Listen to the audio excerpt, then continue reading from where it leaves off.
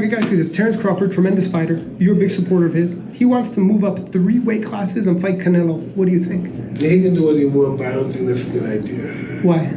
I just don't think it's a good idea. I don't think they want to see him fight Canelo. You think so? You think they want to see him fight Canelo? Yeah, for sure. Is that where we're at right now with Canelo? No. Crawford needs the money. Crawford needs the Mike Tyson has weighed in on a potential Canelo Alvarez versus Terence Crawford showdown, calling it a risky move for Crawford.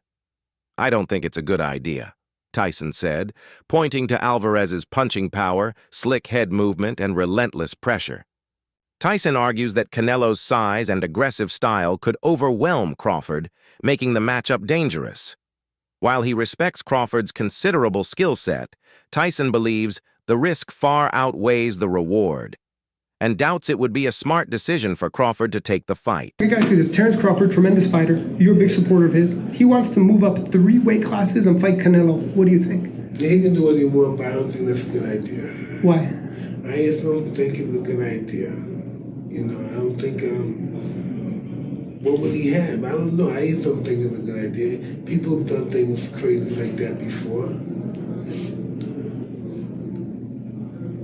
It's just that he doesn't have to do it. He doesn't have to do it. Tyson has always admired fighters with solid fundamentals and raw power, and in the case of Canelo Alvarez, he holds similar respect. Tyson praised Canelo's slick head movement and strategic skill, noting that the Mexican star doesn't rely solely on brute strength, but combines it with impressive technique. He sees Canelo as a fighter who can control a match with both finesse and pressure, making him a dangerous opponent for anyone who steps into the ring.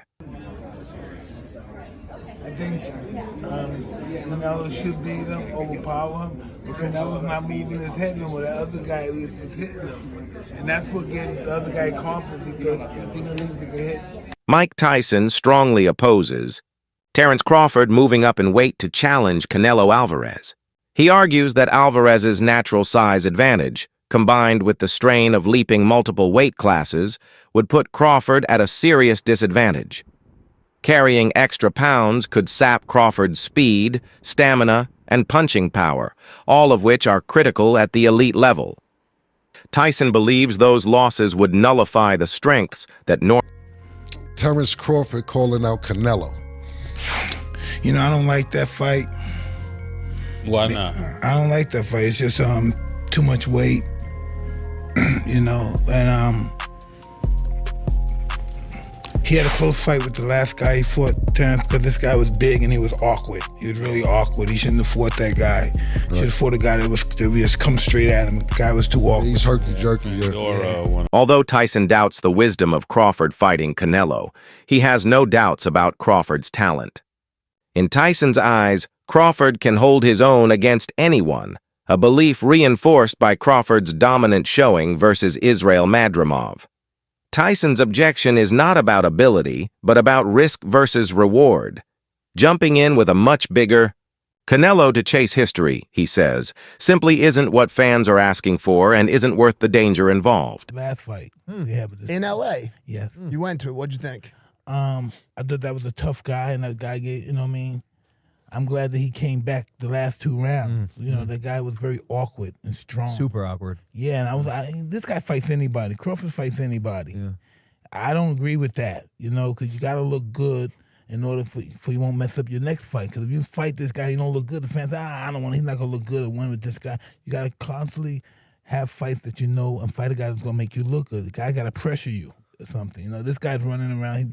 Crawford's not used to this kind of movement and Weird stuff. fit. Yeah, awkward as a motherfucker. You think are you ready? You think the world's ready for Crawford Canelo?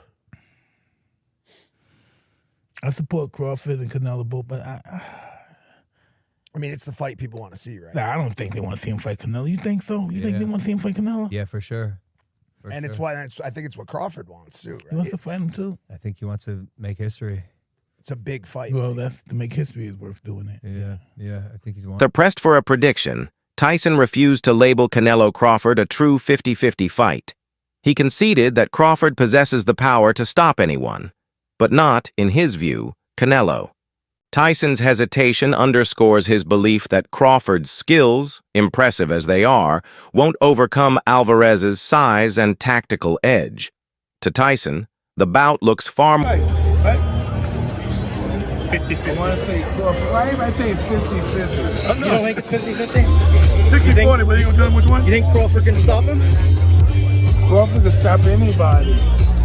I'm not saying he can, he's going to, but he can't. Gervonta Davis has added another wrinkle to the debate, suggesting that Crawford's real motivation is the massive payday on offer.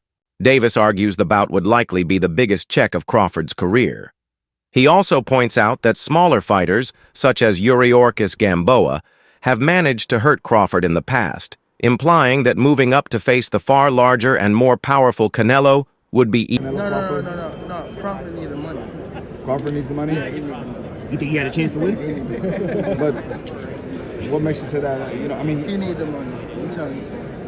Does he have a chance to win though? Tyrann ain't playing like that, and they ain't playing like that. So you don't see? They ain't playing like that. he's going up three to four weight classes. You think the chances of him That's why he say why he don't like me. That's the real shit. going up those weight classes to face him? You know, how can you convince fans that he can beat Canelo? If you, I ain't trying to convince y'all that he can beat Canelo. He's a good fighter. You don't see it. But, bro, I would say smaller fighters are always better than bigger fighters because they, like, you know, they're smaller. They know how to move and things like that. But this guy is great at what he do. And another thing, bro, I don't be wanting to. How these guys is. Then he get hurt against Madrimov? who? There you talk about Gamboa. Crawford got touched by Madrimov. Is that what you No, said? he got clipped by Gamboa, right? Gamboa, yeah. Right? What the fuck Or is Kavalauskas. he's looking this strong over the past year. I mean, these years. He ain't been getting clipped or nothing. So now, that's that snack shit. I'm telling you. Y'all laugh. I'm always. I'm telling you. And that guy that a part of it, he been caught before. He went to jail for it. He went to jail, right? Another wrinkle to the debate, suggesting that Crawford's real motivation is the massive payday on offer. Davis argues the bout would likely be the biggest check of Crawford's career. He also points out that smaller fighters, such as Yuriorkis Gamboa, have managed to hurt Crawford in the past, implying that moving up to face the far larger and more powerful Canelo would be even. Canelo will make for a great fight. It's the best fight in boxing right now. And you got two first ballot Hall of Famers going head to head with each other. And everybody want to see how Terrence is going to do going up 2 more weight classes. A lot of people making a big deal about the weight. You just walked in here. You don't look like a 54 right now. I just think a lot of people is adopting other people's thoughts. I've seen Canelo in person. Yeah. Even for him, 168 is a big weight class. Facts. And he's always the smallest person in his division. When you got Usyk fighting Tyson Fury, Yep. you know, Tyson Fury was the massive fighter over Usyk. I'm not even so sure Canelo will be the bigger guy. He'd probably be thicker, but I'm taller. You know, he have his strong points. Former champion Amir Khan, who has experience against both men, weighed in by discussing the importance of ring IQ. Khan emphasized that while Canelo might hold the edge in power, Crawford's intelligence, movement, and speed could be decisive in Khan's eyes. A fighter doesn't need to be the strongest if they're the smartest, and Crawford's mental game could be the key to toppling a more physically imposing opponent. Canelo and Crawford. So yeah, I'm looking forward to that one. Is there more question marks being asked in that fight now? Because a lot of people say, look, Canelo's a bigger guy. He should technically be the bigger guy, have too much weight for Crawford, but from that performance, do you feel like it's a lot tight and there's a lot more question marks in that fight? Yeah, I mean, you need more than size, you need more than weight, you need more than everything. I mean, I think what you need now is you just need box IQ, the right box IQ, you know what I mean? You need to be smart. And someone like Canelo fighting against Crawford, you need more than power, you need more than speed, you need ring IQ, you need literally everything, because this is the 2 best pound-for-pound fighters who are going to be fighting each other, even though Crawford is going to be giving away a lot of weight. But I feel that... For Crawford, this fight represents more than just a big payday. It's a legacy-defining opportunity He openly acknowledges Canelo as one of the biggest names in the sport and views the fight as his chance to prove he belongs at the top of boxing's elite. This is not just about testing his skills, but about putting himself on the biggest stage and showing the world that he can hang with and possibly defeat one of the most accomplished fighters of the modern era, legendary Mexican fighter. And obviously, I was probably at my peak of my career there as well. So, whoever I was going to fight, I was going to give him a hard fight regardless. Because we were probably winning that fight against Canelo until he knocked me out. But, yeah, I was boxing well. But you know, one thing, sizes, now I understand why they make weight divisions in boxing. Every weight division. But then again, look, bro, you would probably take it. I was offered like 10 million quid, bro. 10 million quid, bro. Look, end of the day, this is like, it's a lot of money, you know. I thought about it. What made me, when I got the deal on the table for 10 mil, I was like, should I take it or not? But then I worked it out. Normally I have to have 3 or 4 hard training camps and fights to make that kind of money. That's still one fight. So you gotta do it in that one fight, you know what I mean? Does Canelo beat Crawford? Size, bro, remember, like, but Crawford then is a big boy as well. Crawford's a big guy when it comes to weight. A box fight, yeah. What do you think? I think Crawford, in my opinion, but size might matter. But then again, I think since when I fought Canelo's become a better boxer. He started boxing more better. You know what I mean? Technical more. Especially against the last fight against Mangui. He boxed really well as well, and he's looking really good. He's still, a lot of people might say, oh, he's getting old, this, that, another, but no, Canelo's still a beast. I mean, Eddie Hearn says don't live levels above Adam. What do you think? I think today, Adam proved he is probably on the same level, but in my opinion, Juan Manuel Marquez has voiced serious concerns about the matchup. He argues that weight divisions exist for a reason to keep competition fair and balanced. Marquez fears that Crawford could be pushing too far by stepping into a weight class where he doesn't naturally belong.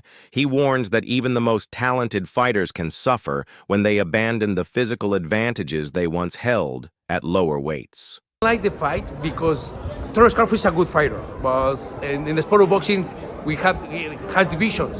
You know what I mean? You know? Right, weight classes. You know what? Right? Yeah, weight classes for a reason. Weight classes for and Terence Crawford is a good fighter in super lightweight, welterweight, super welterweight, but I think more. I remember when Terence Crawford fought with Madrimov. Yes. He looks slow. He looks with no power. And 3 more divisions, two more divisions is, I think it's a top fight for Terence Crawford, but Terence Crawford is a great fighter. He has a great defense. He has a good combination punches. Right to 154 lbs, Crawford captured the WBO interim super welterweight title, while some analysts pointed out a slight dip in knockout power compared to his performances. At 147, his overall game remained sharp. His technical skills, patience, and ability to adapt in real time helped him remain dominant. Though the added weight may have affected his power slightly, Crawford's boxing brain and strategic thinking still made him a major threat. All the nut huggers, the bud nut huggers, the bud butt buddies. You see that. You see that. We see that. You understand me? You see what that say? Jamel Charlo what is the WBA junior middleweight champion in recess. Jamel Charlo is the WBC junior middleweight champion in recess. Nah, man. Virgil Ortiz Jr. is the WBC intern junior middleweight champion. Nah, man. So make it make sense. People got to make it make sense. Charlo's still a big dog there. Yeah, that's my camera behind me. Charlo's still a big dog there. So a lot of people need to get their facts straight. Understand? Opinions don't matter. It's all facts. No opinions. Sport podcast. And I'm always going to bring you the real, never the fake. And I'm never late on the news. You hear me? Get that. There have been murmurs about a possible decline in Canelo's form, particularly after his fight with William Skull.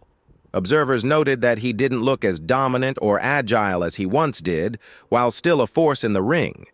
This has led to questions about whether Canelo might be slowing down just enough to give someone like Crawford a fighting chance.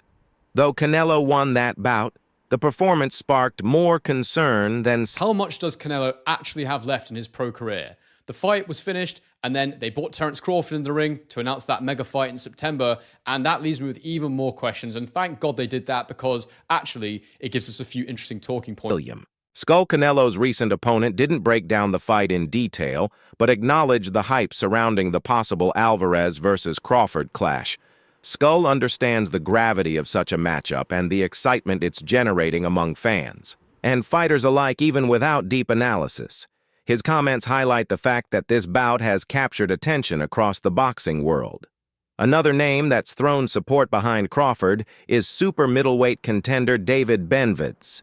He emphasized Crawford's commitment to his craft and his work ethic, noting that those traits often translate into surprising victories. Benvitz believes that if anyone can defy the odds and beat Canelo, it's someone like Crawford who brings skill to want to fight Canelo at 168. I mean, everybody wants to fight Canelo. It's the money fight. You know what I mean? I think even Inoue would come up to fight Canelo. Canelo wanted to fight him. I mean, I don't want to see Crawford to fight Canelo, to be honest with you. But it would be. I'm not saying it wouldn't be a great fight. It would be a great fight. But I feel like if I deserve my opportunity, and and after this fight, what else are they gonna say? You know what I mean? This is a tough fight. You know, the top WBC, the top people ranked at the WBC are fighting each other. So I mean, it should be an easy call. If I can't get those fights, then I'll go up to fight Bivol, or I'll go try to, I set my conquest on 175. Like I said, I don't want no handouts either. I want to, earn my spots everywhere I go, even at 175. But, I see that weight class. I want to become champion. Ray Ward, a former champion known for his own hiring, IQ believes that Crawford's mental resilience could bridge the gap between him and Canelo Ward. Thinks Crawford's intellect focus and adaptability might be enough to overcome the physical disadvantage for Ward. The fight isn't just about size or power, it's about who can adjust better, remain composed, and execute under pressure.